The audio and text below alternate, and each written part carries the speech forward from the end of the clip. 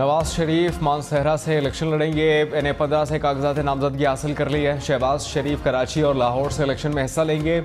हल्का इन्हें 242 कराची और इन्हें 123 लाहौर से कागजात नामजदगी हासिल कर ली है। 2 सूबाई असम्बली के हल्कों के कागजात नामजदगी भी वसूल किए। आसिफ अली जरदारी नवाब शाह से इलेक्शन लड़ेंगे। इन्हें 207 के कागजात नामजदगी वसूल कर लिए। बिलावल भुट्टो हल्का इन्हें 194 लाड़काना से इलेक्शन में हिस्सा लेंगे। साबिक चेयरमैन पीटीआई मियांवाली लाहौर और इस्लामाबाद के हल्कों से इलेक्शन लड़ेंगे।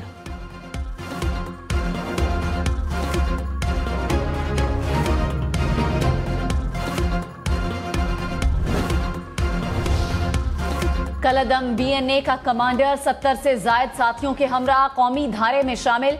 बीएनए के साबिक कमांडर सरफराज बंगलजई ने कहा, भारत बलूचिस्तान में दहशतगर्दी के वाकयात में मुलव्विस है। मजमूम मकासद के लिए अपने ही लोगों को इस्तेमाल किया जा रहा है। कलअदम तंजीम जंग में खवातीन का इस्तेमाल भी कर रही है। कलअदम बीएनए से अलहदगी का ऐलान करता हूँ।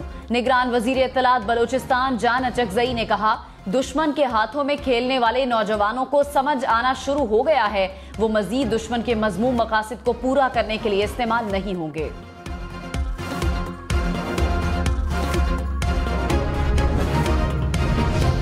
Army chief general Syed Asim Munir ने कहा कि पाकिस्तान ब्लॉक पॉलिटिक्स पर यकीन नहीं रखता। तमाम दोस्त ममालिक के साथ मुतवाज़न ताल्लुकात चाहते हैं। पाकिस्तान कई दहाइयों से बैनुल-अक़वामी दहशतगर्दी के खिलाफ नबर्द आज़मा है।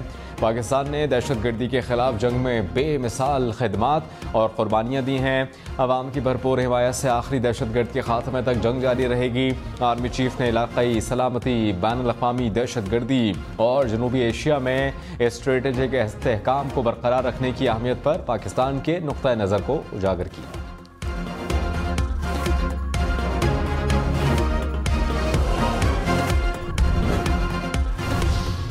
निगरान वजीर आजम अनवारुल हक काकड़ ने कहा, साबिक चेयरमैन पीटीआई किसी शाही हुक्मनामे के तहत जेल नहीं है। ना ही नून लीग, जेयूआई या पीपल्स पार्टी ने जेल में डाला है। रियासत का निजाम आईन और कानून के तहत चलता है। कोई जलाओ घिराव करेगा तो उसके नतायज भुगतना पड़ेंगे। पढ़ा लिखा तबका एहतजाज का हक चाहता है, लेकिन सियासी रवैये पर बात नहीं करना चाहता। आप मकबूल लीडर के साथ रहना चाहते हैं तो ये आपका हक है। रियासती इक़दामात क्यों किए गए, ये सवाल गलत है। रियासती इदारों पर हमला हर मुल्क में जुर्म है। कानून हाथ में लेने वालों के खिलाफ रियासत आइन के तहत इक़दाम करती है। नवाज शरीफ ने कहा कि मुंतखब वजीर आजम को 4-5 बंदे घर भेजते हैं। दुनिया के किस मुल्क में बेटे से तनख्वाह ना लेने पर नाअहल किया जाता है। हम पैनमा से इकामा पर आ गए, इसे सादिक और अमीन करार दिया गया। एजेंडा हमें निकालना था और किसी और को लाना था। अब दूध का दूध और पानी का पानी हो गया। जाली केसेस को 3 समात में उठाकर बाहर फेंक दिया गया। हमारे साथ ये हादसात एक बार नहीं बार बार हुए। अब किससे गिला करें। पाकिस्तान पर जो गुजरी इसका दुख अवाम को भी है।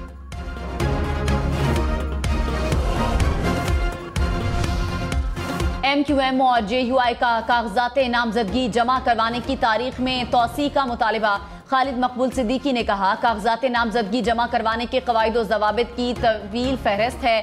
3 दिन का वक्त बहुत कम है। सेनेटर कामरान मुर्तजा का चीफ इलेक्शन कमिश्नर को खत, कहा कागजात नामजदगी की वसूली के लिए 3 दिन का इजाफा किया जाए। उम्मीदवारों को कागजात नामजदगी लेने और जमा कराने में मुश्किलात हैं। तहरीक इंसाफ का इल्ज़ाम, कल तमाम हाई कोर्ट से रुजू करने का ऐलान। चेयरमैन पीटीआई गौहर खान ने कहा कि मुल्क की सबसे बड़ी सियासी जमात को इंतखाबी निशान मिलना बुनियादी हक है। पार्टी टिकट्स का फैसला जल्द हो जाएगा। जेल में मौजूद उम्मीदवारों को तरजीह दी जाएगी।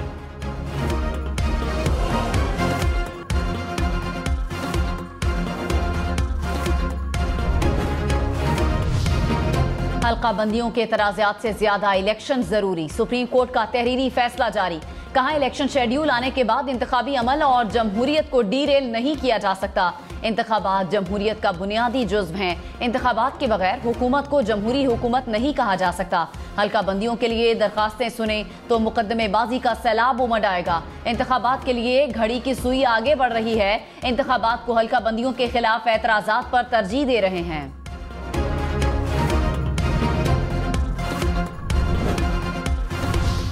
स्टॉक मार्केट में तीसरे रोज मंदी। 100 इंडेक्स में 385 पॉइंट्स की कमी। इंडेक्स 62,448 पॉइंट्स पर बंद।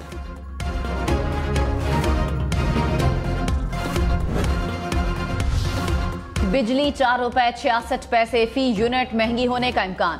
सेंट्रल पावर परचेजिंग एजेंसी ने दरखास्त नेपरा को जमा करा दी। इजाफा नवंबर की फ्यूल प्राइस से एडजस्टमेंट की मद में मांगा गया। नेपरा 27 दिसंबर को दरखास्त पर समाअत करेगी। मंजूरी की सूरत में सारिफीन पर 400 अरब रुपए का इजाफी बोझ पड़ेगा।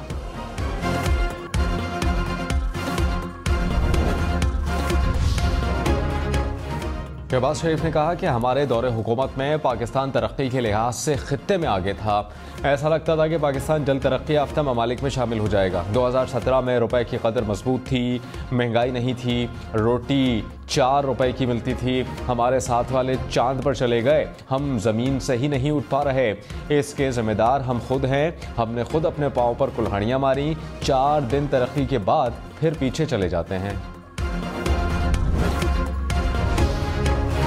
रहनुमा पीटीआई लतीफ खोसा का लाहौर से इलेक्शन लड़ने का ऐलान। कहा, नवाज शरीफ इलेक्शन से फरार की कोशिश कर रहे हैं। अब हल्का बंदियों पर एतराजात कर रहे हैं। नवाज शरीफ चाहते हैं तारीख उनकी मर्जी की हो, रिटर्निंग अफसरान भी उनकी मर्जी के हों। ये कैसी लेवल प्लेइंग फील्ड है? निगरान हुकूमत किसी जमात पर पाबंदी नहीं लगा सकती।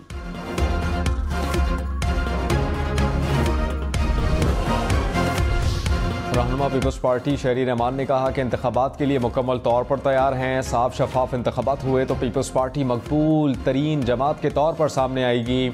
हम गालम गलोच, इंतशार और तकसीम की सियासत नहीं करते। कौमी तरक्की के बयानिए को आगे लेकर चल रहे हैं। बंद कमरों और सोशल मीडिया पर नहीं, आवाम के दरमियान इंतखाबी एजेंडा पेश कर रहे हैं। नैयर बुखारी ने कहा कि बिलावल भुट्टो के उरूज का सूरज तुलू और मुखालिफिन का गुरूब हो रहा है।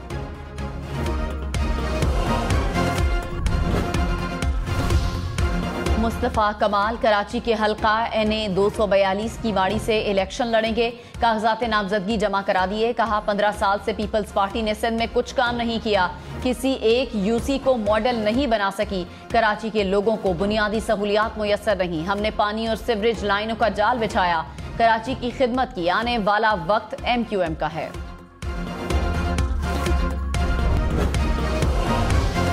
मुस्लिम लीग नून ने मुल्क भर में उम्मीदवारों को कागजात नामजदगी जमा करवाने की हिदायत जारी कर दी। कहा, हर उम्मीदवार को 22 दिसंबर तक पार्टी के मुतालिका जिले सदर को हलफनामा जमा करवाना होगा। पार्टी टिकट जारी न होने की सूरत में उम्मीदवार अपने कागजात नामजदगी वसूल कर लेंगे। पार्टी के नामजद उम्मीदवार की हिमायत करेंगे। पार्लिमानी बोर्ड हतमी फैसले के बाद पार्टी टिकट जारी करेगा।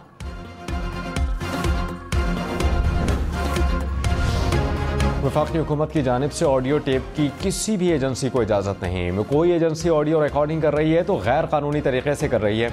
ऑडियो लीक केस में अटॉर्नी जनरल ने वज़ीर आज़म ऑफिस की रिपोर्ट अदालत में पेश की। कहा कि वज़ीर आज़म ऑफिस की पोजीशन है कि किसी भी एजेंसी को ऑडियो टेप की इजाज़त नहीं। दौरान समाअत अदालत ने इस्तफसार किया कि पैमरा इस हवाले से क्या एक्शन ले रहा है। पैमरा के वकील ने कहा कि प्राइवेट ऑडियो लीक कोई टेलीविजन नशर नहीं कर सकते।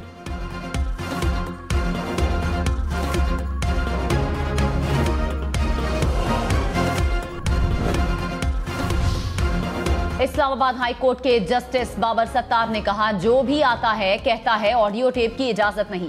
कौन और क्यों कर रहा है अभी तक किसी ने नहीं बताया। एक तरफ फ्रीडम ऑफ इंफॉर्मेशन, दूसरी तरफ प्राइवेसी का मामला है। तमाशा बनाना चाहते हैं तो बना लें। अब वफाकी हुकूमत पर है कि वो कैसे चलाना चाहते हैं। हुकूमत ने नहीं बताया तो फिर नेशनल और इंटरनेशनल अदालती मुआविन मुकर्रर करेंगे। टीवी चैनल्स के ज़ाब्ता अखलाक के लिए सीनियर सहाफ़ियों को अदालती मुआविन मुकर्रर करने का फैसला। अदालत ने FIA समेत दीगर को दोबारा जवाब जमा करवाने की हिदायत कर दी।